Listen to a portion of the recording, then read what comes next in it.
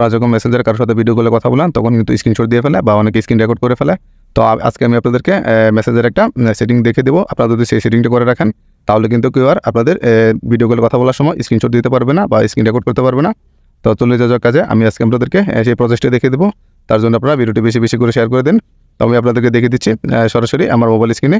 আপনারা সরাসরি আপনার ফোন থেকে মেসেঞ্জার অপশনে চলে যাবেন। আমি মেসেঞ্জারে চলে যাচ্ছি।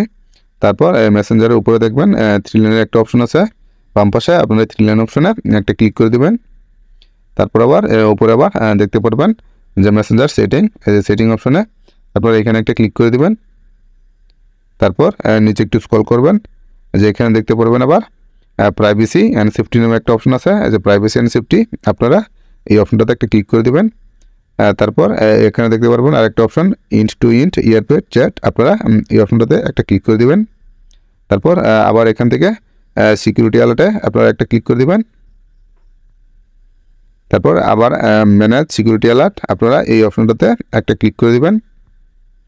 তারপর এই যে এখানে দেখতে পারবেন যে দুইটা অপশন দেখাচ্ছে, আপনারা দুইটা অপশন এই যে এখান থেকে অন করে দিবেন। আমি অন করে দিচ্ছি। এই দুইটা অপশন অন করে তারপর আপনারা ব্যাকে চলে আসবেন।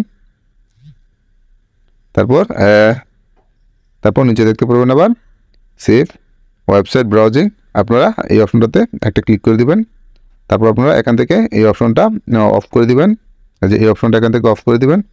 এই অপশনটা অফ করে যদি আপনারা মেসেঞ্জার কারোর সাথে ভিডিও কলে কথা বলেন তখন কিন্তু সে আর স্ক্রিনশট দিতে পারবে না বা স্ক্রিন রেকর্ড করতে পারবে না।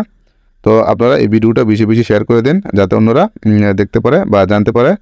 তো আশা করি আপনারা বুঝতে পারছেন। আর আমার ভিডিওটা যদি আপনাদের কাছে ভালো লাগে তাহলে অবশ্যই একটা লাইক করে দেবেন।